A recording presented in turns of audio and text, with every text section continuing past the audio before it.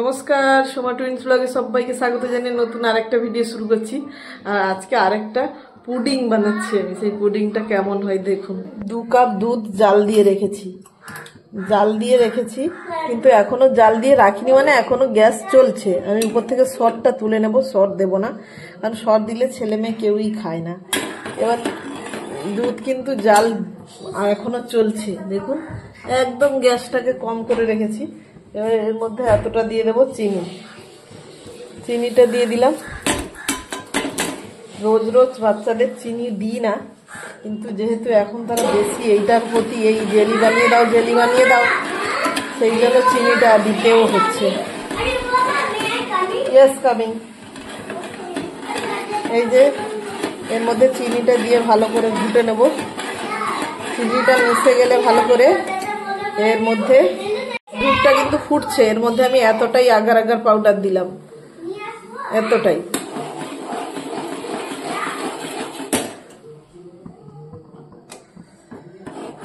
একটু আঁচটা বাড়িয়ে দিয়েছিলাম, পুরো হু হু করে বেড়ে উঠেছে।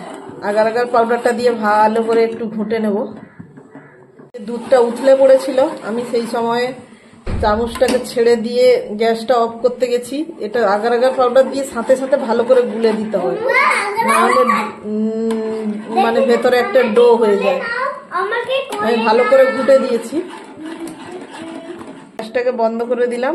এবারে উষ্ণ গরম থাকবে, এরপরে যা করার উষ্ণ গরম অবস্থায় করব। এখন একটু ঠান্ডা হতে দিই, পুরো ঠান্ডা হবে না, গরম থাকবে, হালকা গরম। এই যে 15 মিনিট পরে ফিরে এসেছি। এবারে এই বাটিতে কিছুটা বেদানা নিয়েছি আর কয়েকটা আঙ্গুর এরকম কেটে নিয়েছি। এতে চাইলে আপনারা কত রকমের ড্রাই ফ্রুট দিতে পারেন, আরও ফল দিতে পারেন। আমার ছেলে মেয়ে একদমই ড্রাই ফ্রুট খেতেই চায় না, ওই জন্য আমি দিচ্ছি না। শুধু আপেল বাড়িতে নেই, থাকলে দিতাম। আপনারা চাইলে ড্রাই ফ্রুট, অ্যাপেল যা খুশি দিয়ে দিতে পারেন। দুধটাকে নিয়ে আমি এই বোলটার মধ্যে ঢেলে দিলাম। ঢেলে দিলাম। এর মধ্যে এই ফ্রুটসগুলো দিয়ে দিলাম।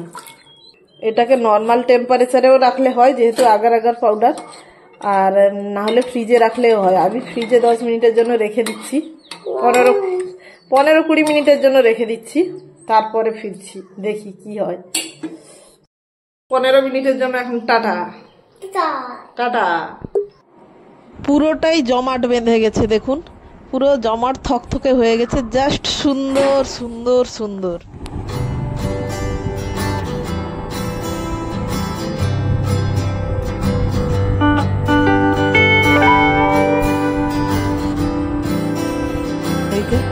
ফাইনালি আমার জেলিটা আগে একটু ভেঙে খেয়েছিলাম বলে এরকম দেখাচ্ছে, না হলে ভালোই জেলি হয়েছিল।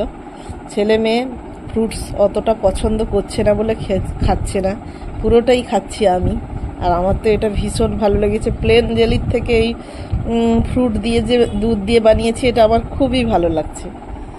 এই হচ্ছে ব্যাপার।